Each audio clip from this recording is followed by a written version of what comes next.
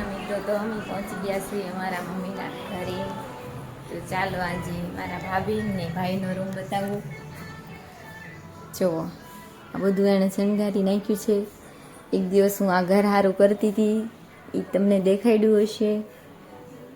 જો આ મારા ભાઈનો એનો રૂમ છે, આ મારા ભાભીનો કબાટ છે. યામિની અહીંયા ફોન જોવે છે, ભાભી બેઠા છે. દુકાને યામિનીને દુકાને જાઉં. મુકેશ અંબાણીનો છોકરો દ્વારકા પહોંચી ગયો છે, ટીવીમાં જોઈ છે.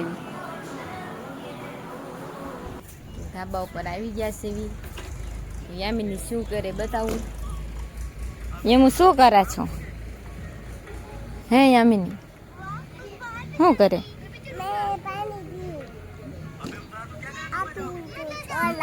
ચોલા છે એમાં? ખોટું બોલે, હાવ ખોટાડીશો. પાણી પીવે ને તો એ કહેશે કે હું સોડા પીવું છું. એટલે શું આવ્યું છે? શું આવ્યું હે? ટ્રેક્ટરમાં શું આવ્યું એમ?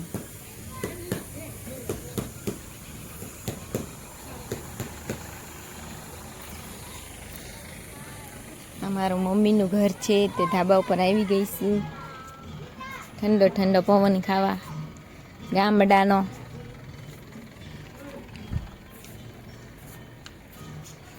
મને તો બહુ જ મજા આવે છે ધાબા ઉપર બેસવાની અત્યારમાં.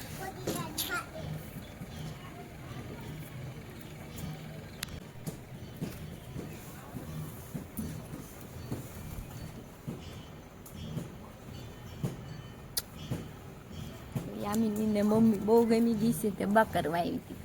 જોયું?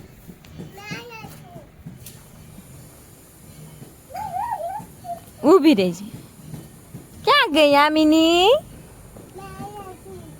યામિની તો સંતાઈ ગઈ લાગે. નાની નાની શેતુડી છે ને એને આવ્યા શેતુડા જોવો. અને આ તો હાસુ આવ્યા. પાકલ પાકલ તો હું ખાઈ ગઈ. આ એક છે પાકલ, અત્યારમાં ન તોડે દી આવી ગયો. આમાં બધી આવ્યા હતા જો કાળા મસ્ત હતા. કવડા આમ થાય ને કેમ આવ્યા? કેવું મસ્ત છે. ઓલે બાપાની છે બગદાણાની, અમને બધાને ગિફ્ટ દીધી. આ તમને નથી આપી હતી? હા, બગડાણીથી. હા. બજરંગદાસ બાપાને આપી હતી શેતુડી પ્રસાદીમાં. તે આવા જો નાની નાની શેતુડી છે તો એમાં શેતુડા આવી ગયા છે. જો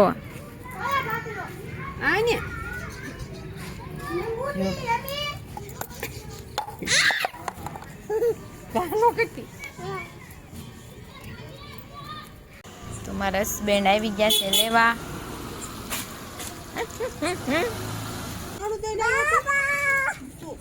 કોના છે પપ્પા? મંગસવા ફોનમાં વાત કરે વિજુફી.